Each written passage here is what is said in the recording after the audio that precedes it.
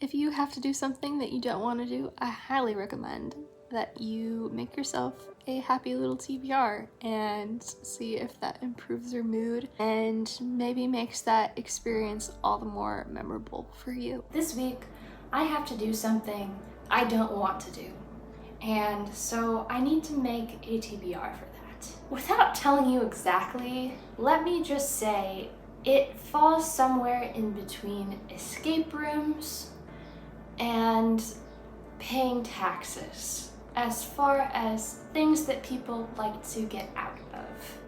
So hopefully that gives you enough of a clue to guess what I'm talking about. Rather than bumming out about that, I'm trying to stay positive and put together the ultimate sitting in a waiting room TBR. I feel like the first day is key that I have options. Here's what I have in the bag so far. Hamnet by Maggie O'Farrell, which I've heard really good things about. I have The Well of Ascension, which is book 2 in the Mistborn series by Brandon Sanderson. My brain was thinking I want an absorbing fantasy that's going to make me feel like no time is passing, but suddenly the day is over and I can go home.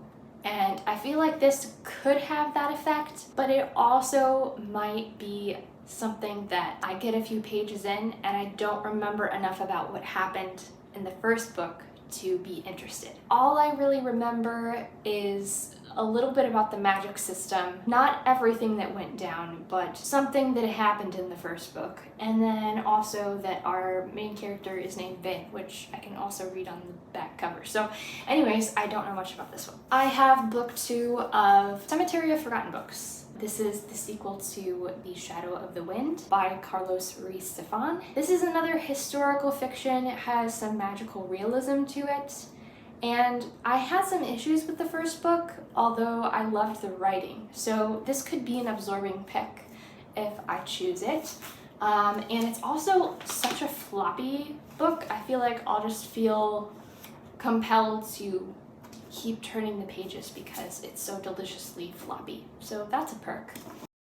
Everyone on This Train is a Suspect by Benjamin Stevenson. I actually talked about this book a little in my reading vlog last week, but I have not gotten more than a few pages in because I thought I should probably save it for this week. If anything can make me feel like I'm not in the room, I think it will be this. If I had an Agatha Christie, I might perhaps take that instead, but I don't currently have one on hand, so this is my pick for that. So we have a mystery, we have I'm just gonna call this a novel actually, rather than historical fiction, fantasy story, and an actual historical fiction. But I wish I had time to ask for your input because I'm a little nervous. Part of me also wants to grab Sense and Sensibility by Jane Austen, which I have been rereading. I might have to trade out one of those in order to make my book bag not like 8 pounds. Anyways, welcome to another reading vlog. I will have some consistent reading times, perhaps. Maybe, I don't know. Everything is in the air and who knows. And I will talk to you more when I know more. Question is, am I brave enough to take this out into the world? Because it is a penguin cloth bound, and as you may know, it is very vulnerable to grime and sweat and water and all of that nonsense.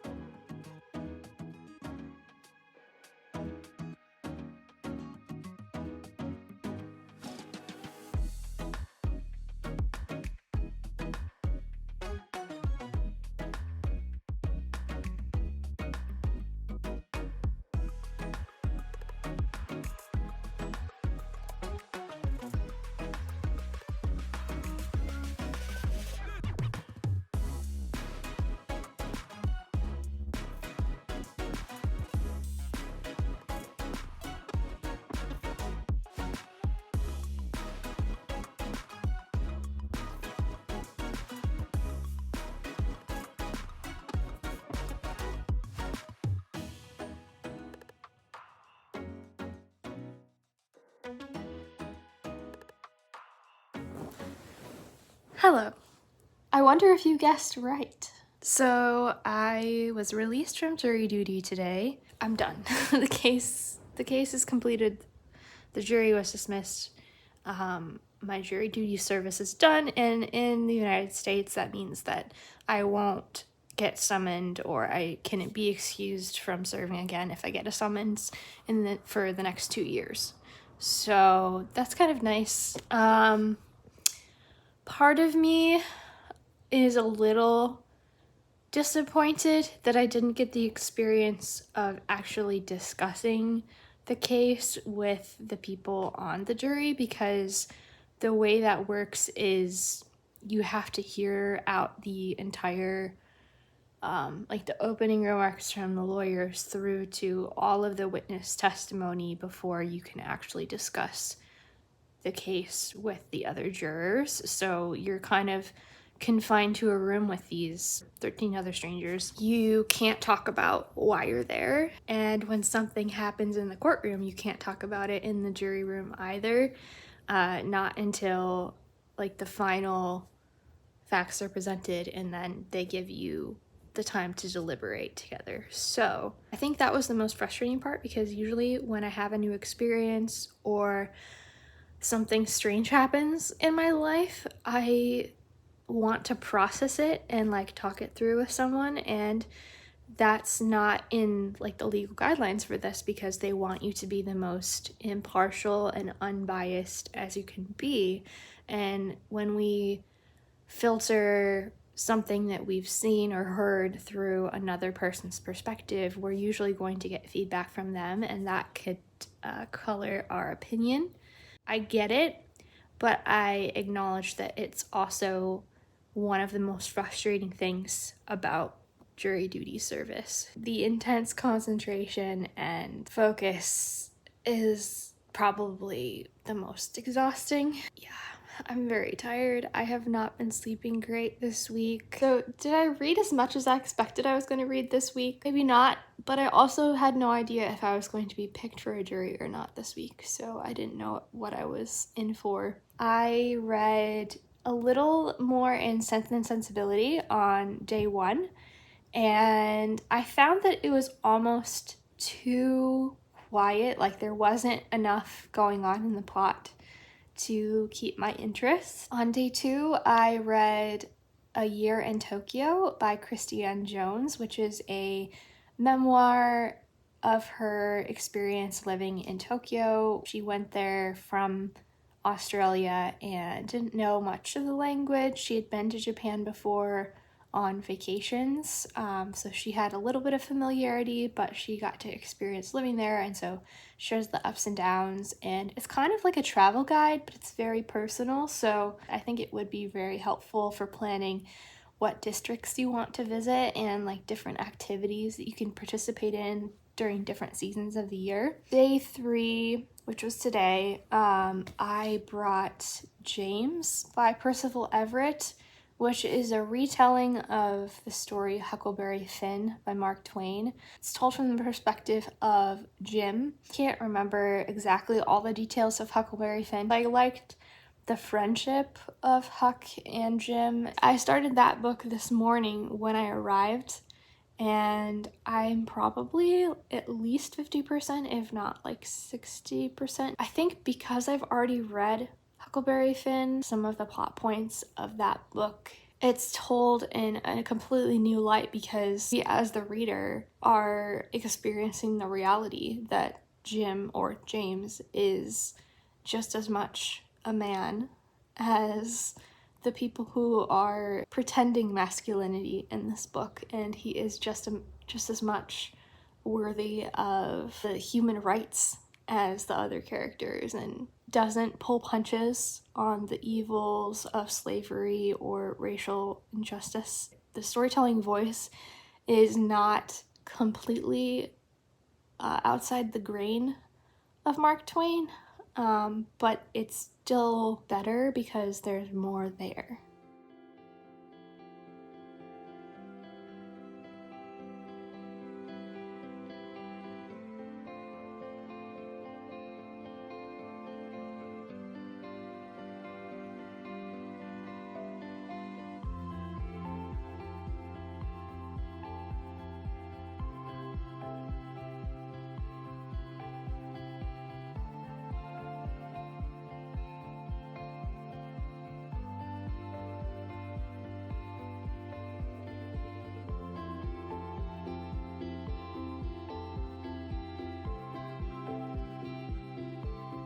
In my mind, this slides in right next to Huckleberry Finn and Tom Sawyer. I mean, the writing is refreshingly honest. It is less sharp humor, but there is still sharp humor, which I feel like is a key identifier for Mark Twain's writing. You can tell that Everett has a keen respect for what Mark Twain has already done, and he is using that as a vehicle to draw our attention to another character in the story, and that is Jim. When Huck, a young boy, disappears, having faked his own death, Jim realizes that he will be blamed for that, and so he has no choice but to run away.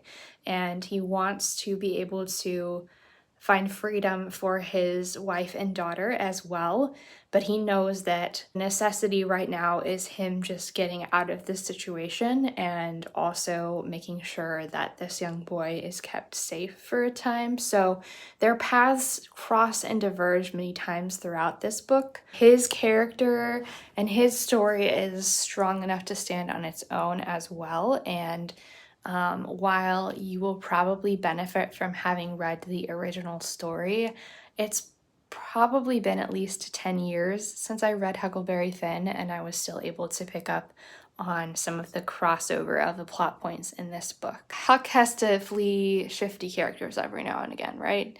But James is trying to be free from an oppressive system, and he's living in a time where this kind of treatment of Black people like himself is acceptable. Very selfish, but there are other characters that James comes to interact with in his own story that do not appear in the original. James is such a smart and educated Black man. He has sought out to read for himself, and he, along with many of his family and friends, they're able to speak and convey in their diction and their language.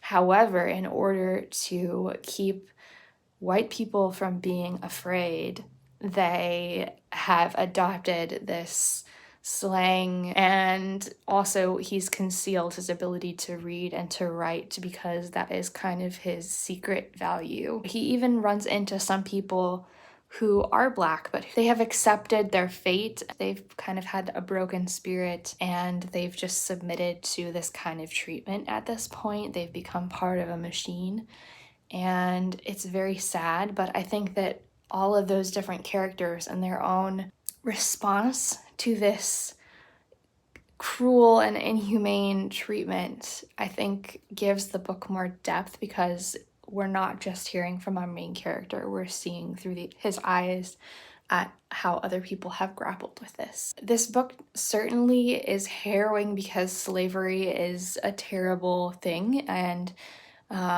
it draws attention to that. Very good book.